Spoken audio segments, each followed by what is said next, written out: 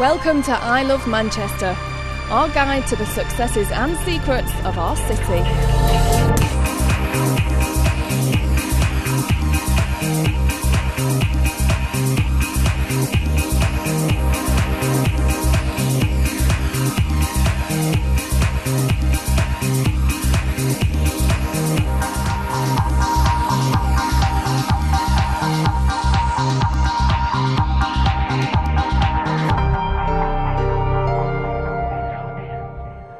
Today my journey takes me along one of the most important stretches of tarmac in Manchester. It is the busiest route into Manchester city centre and is aptly named the Cultural Corridor. Here you can study at the UK's largest university, visit some of Manchester's most reputable theatres, party into the early hours or delight in the Poppadom paradise in Manchester's Curry Mile. And the first stretch is down Oxford Road. Oxford Road, very busy place, the station there, and you've got the theatres, and also a big student population, so obviously nothing happening before about noon, after the students have all got up and watched Jeremy Kyle. I don't mess with much with Oxford Road. I believe it to be the domain of the student, and I don't think that's a bad thing, it's just that students frighten me terribly. So I avoid mixing with them. They're too young and I'm irritated by the fact that I'm old now. Oxford Road is notorious in Manchester for its attractions and institutions, and it is steeped with a rich history. The area around Oxford Road comes under the district's Chorlton-on-Medlock, an area once on the sunny banks of the River Medlock before the city grew and much of the river became diverted underground. At the time of the Industrial Revolution in the 1800s, this area to the west of Oxford Road attracted many Irish immigrants who had come to seek work in the mills, particularly at the time of the potato famine in Ireland, when many had to leave the country to avoid starvation. This area became the centre of Manchester's Irish community and was dubbed, as this plaque still shows here today, as Little Ireland. Due to the large numbers of Irish immigrant workers living here, it became overcrowded and notorious for its squalid living conditions. So much so that German industrialist and political philosopher Friedrich Engels, who co-wrote the Communist Manifesto, focused on the area known as Little Ireland in his written accounts when exploring the conditions of work. During his time in Manchester, Engels actually stayed here on Oxford Road, where the university's Whitworth Art halls of residence now stand. The slums of Little Ireland are now long gone, the smallest and most short-lived of all the areas of Irish settlement in the city. Although this area wasn't all about poverty and squalor, and today there are still remnants of Manchester's prosperity from its height in the Industrial Revolution. Because of the Industrial Revolution in 1850, many people believe Manchester to be the world's wealthiest city. Tons of capital was flowing in, and it's why we had our own banks, the Bank of Manchester and the Manchester and Salford banks. The growth of banking marked Manchester's growing importance as a commercial centre. In 1849, just down 300 metres of Oxford Road were 70 occupations. From the nation's largest locomotive works, surgeons, tea dealers, watchmakers, and some of the grandest buildings appeared on Oxford Road as Manchester became the world's first industrial city. This impressive building is termed the Refuge, as it was once a major insurance company headquarters that was founded in Manchester under the name of the Refuge Assurance Company. Designed on a 3-acre site by architect Alfred Waterhouse in the late 1800s and completed by his son, it is one of the city's greatest Victorian structures. For the wealthy Manchester merchants, Oxford Road was the place to create these distinguished buildings, and one such building was born out of the will of a successful businessman. It was known as Owen's College, a fine example of Victorian architecture, and now part of an internationally renowned institution now known as the University of Manchester. One of the great universities of the world, Manchester, my alma mater, where we've split the atom in Manchester. We made the first computer.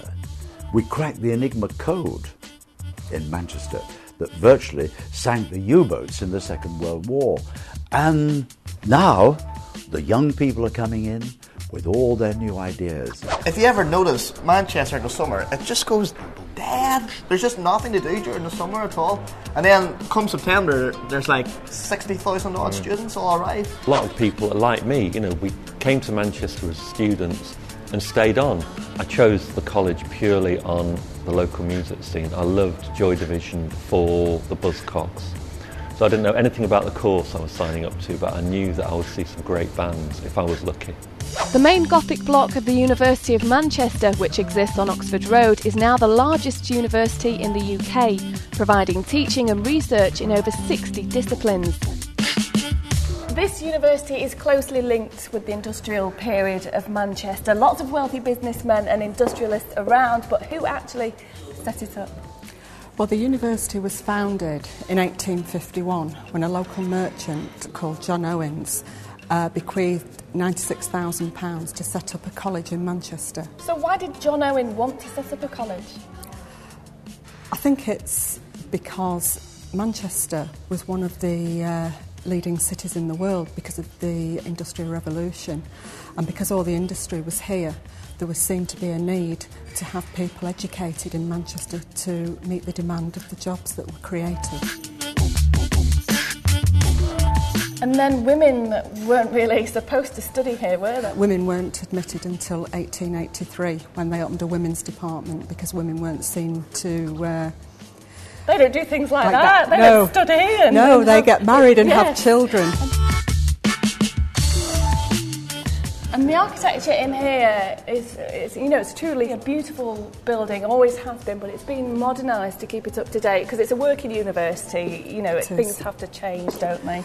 Well, all the old buildings around the old quadrangle are administration offices now, apart from this where we're standing now, which is called Christie Bistro, which was formerly the main library at the university. It's open to the public, you can come in and get a coffee or have a sit-down meal. And it's also available for hire for private functions. The lift you will see behind won an award for marrying the old with the new because as a Grade 2 listed building, it's obviously very difficult adapting and putting in modern structures. Boom, boom, boom. And this is the Whitworth Hall, the university's ceremonial hall. It's also one of the grandest buildings on campus. It's named after Sir Joseph Whitworth, a local Stockport man, an engineer, and he provided the money to have the hall built. It's actually designed by Alfred Waterhouse, as are all the buildings around the old quadrangle.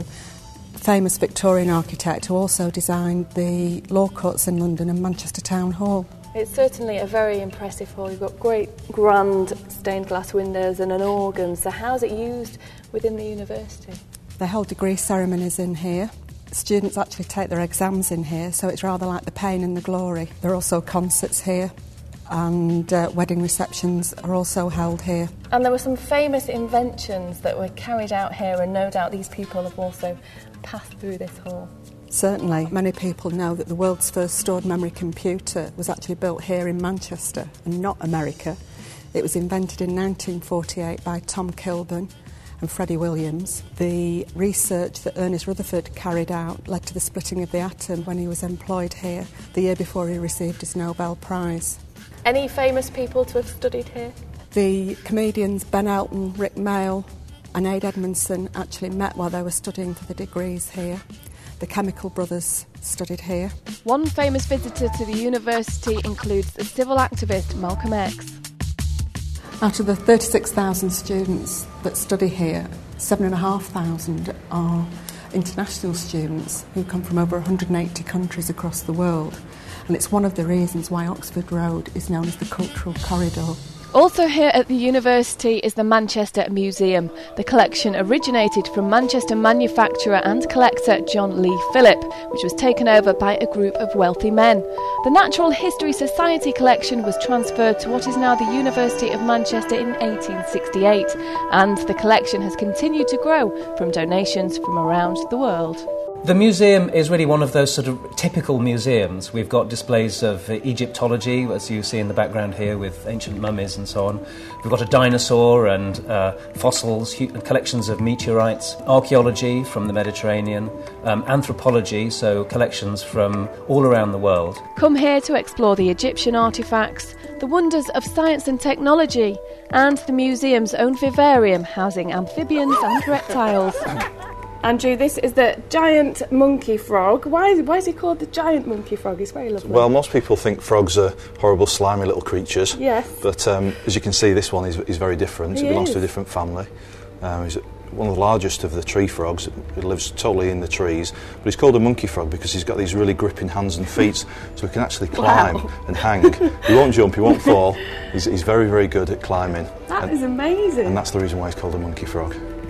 Frogs in general get quite a bad press, and a lot of the kids especially are sort of scared. They think they're horrible slimy creatures, when really you can see You they're can't really be beautiful. scared of that, can you? And you do keep them here in their natural habitat. That's how you're able to breed them. Yeah, that's right. I mean, the museum itself has had a vivarium for about 40 years now, but just quite recently we got some money from the lottery to actually redevelop the whole museum. Now this chameleon, this is a male. I didn't even notice that chameleon there. That's how well camouflaged Yeah, they it's really are. well camouflaged. He loves coming out, he loves attention, and we actually use him quite a lot as an educational resource down with the children. We get a lot of school parties that come to the museum, and these animals have got such fantastic characteristics that the children just really never get the chance to see normally. We have experts in fields like Egyptology, we have an expert in insects called entomology, archaeology and so on. So the breadth of expertise we have is unrivalled. Makes us a really strong, unique kind of museum in terms of the way we can combine research with popular understanding of science and history. These are like little toads, and they took themselves away all day. When we talk to the children about the tree frogs, and it's really nice to be able to contrast them with some of these other types of amphibians. And this little guy, he's not been trained, but the way animals get together, these amphibians, is by calling to attract a female or to attract another one. And this little guy, he more or less calls on cue. And the children absolutely love this little guy. I think the most popular thing, without doubt, is our Tyrannosaurus rex dinosaur skeleton called Stan. It's named after the person who found him, actually, rather than the dinosaur himself, because our visitors have gone up from about 140,000 to 200,000 a year since we got him. Rebecca, this is Stan the T-Rex, and he is remarkable, absolutely huge. When was he discovered? He was discovered in 1992 out in South Dakota, near the Black Hills. How long would it have taken them to excavate that and then put it together in its true form? A very long time indeed. The actual excavation, they had to remove quite a lot of overlying rock to reveal the fossils, and some of them were quite scattered as well, so they did a bit of searching for that. Then they had to map out where all the bones had been found, because that information can often be quite useful, telling us about things about how Stan might have died and that sort of thing. There are some sort of strange marks in some of the bones that suggest it might have sort of come off badly in some sort of fight, because there are holes in some of the bones which make a sort of nice cast of Tyrannosaurus rex teeth, so that suggests that they would have fought. And is he a big tourist attraction here? It's always a good pull, I think, a Tyrannosaurus rex. It's a very popular animal.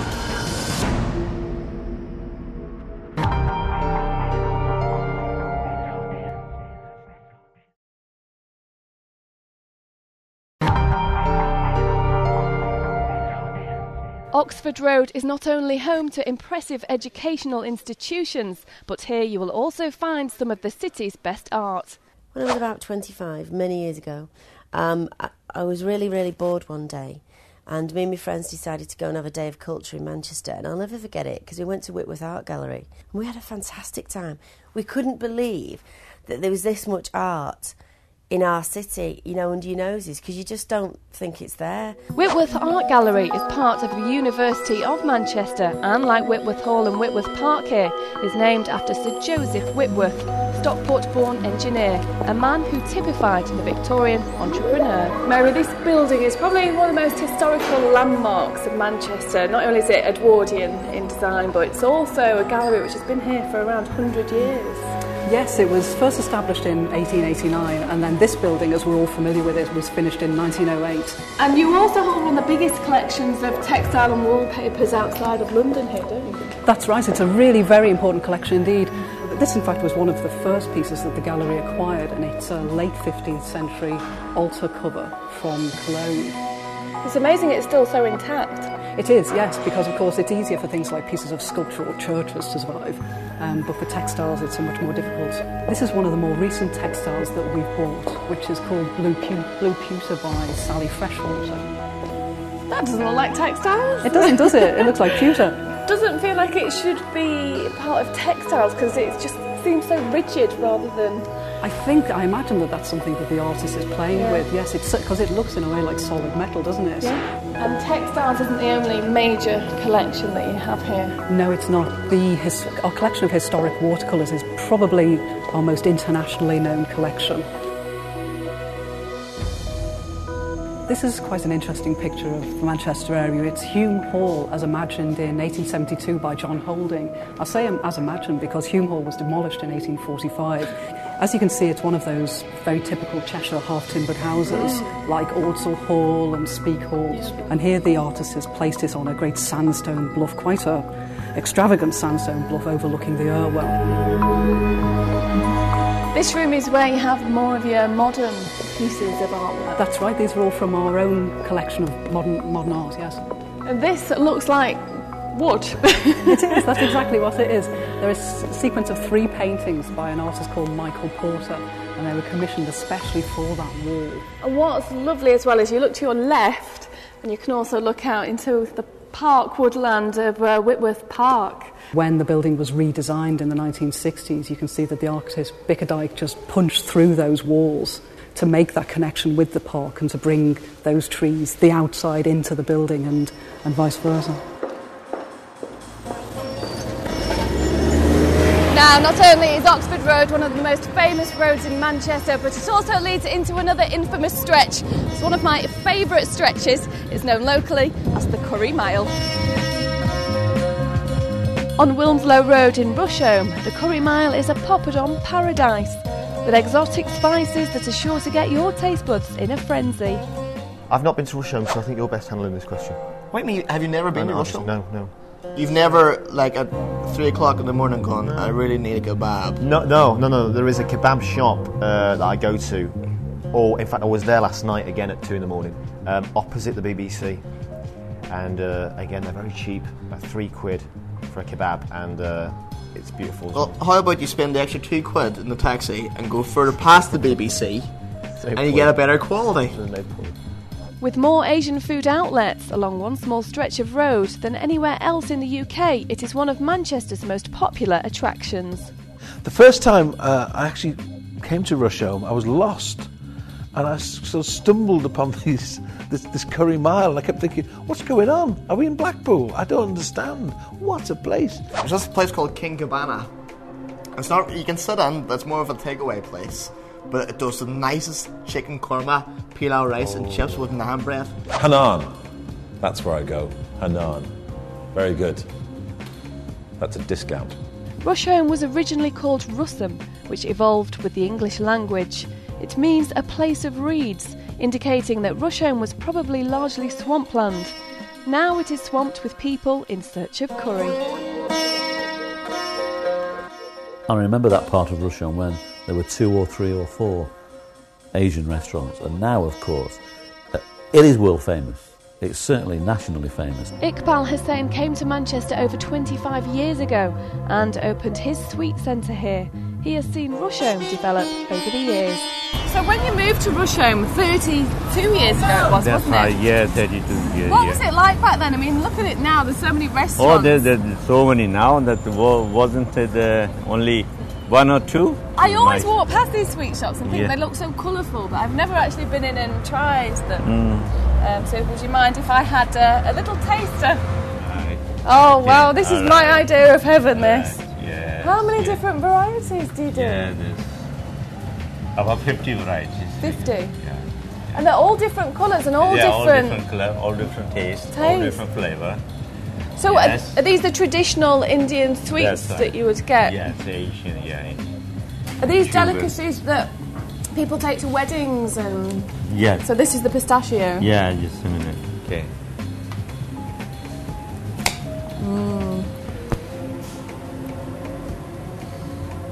Oh wow. It's not quite like anything I've ever tasted before. It's quite dry but nutty and sweet at the same time. All that different. And this is your famous jalebi. Yeah, that's right. How are these cooked? In butter. In butter? They fry, yeah, and then drip in a syrup.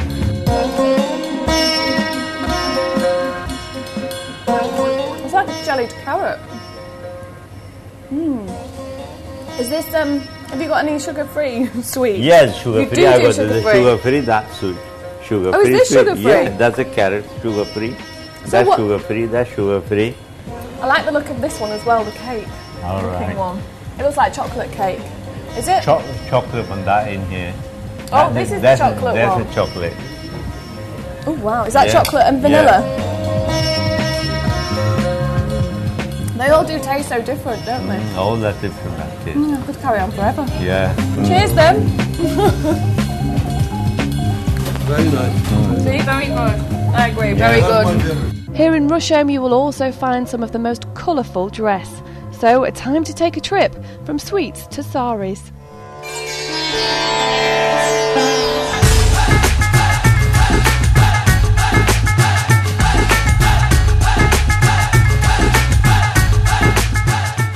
So I've had a taste of Eastern fashion, but it's time now to taste why this area is affectionately known as the Curry Mile.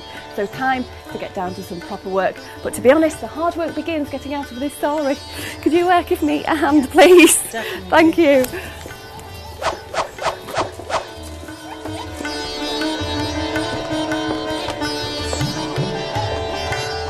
The environment of Rusholme to have a curry is something that blows people's minds, especially Americans, because they don't see that kind of thing too much.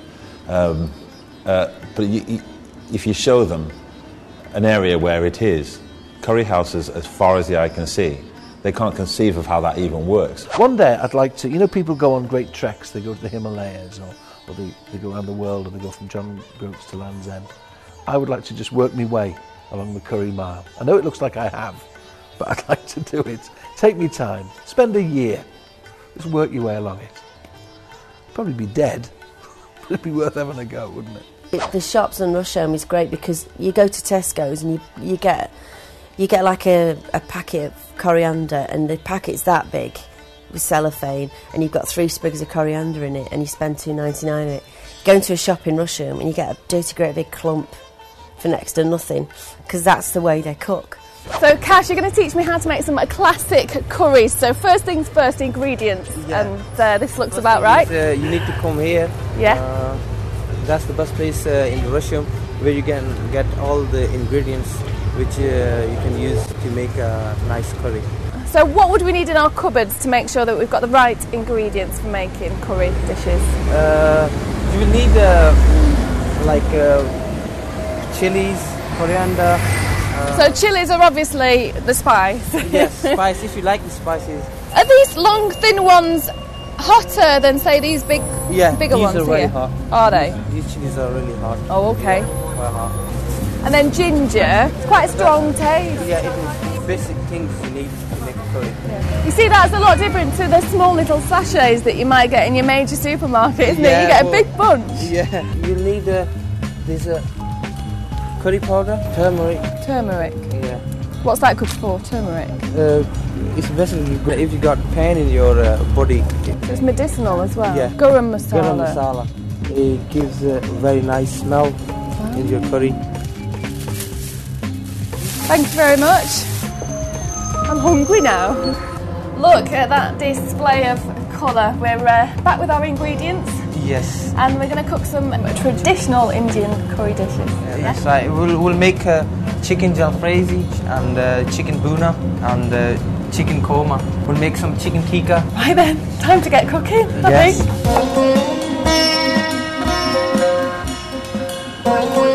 I was doing it wrong.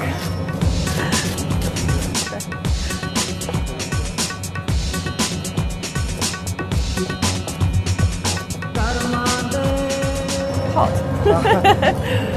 Time to put it together. Yes. No, come on then.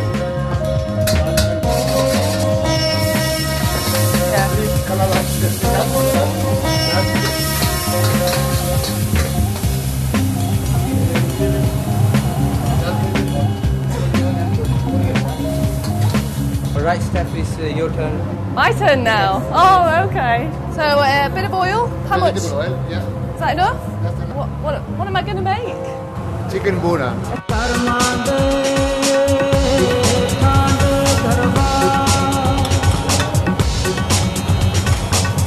Special sauce. Yeah. Special ingredients that we're not allowed to know. Yeah.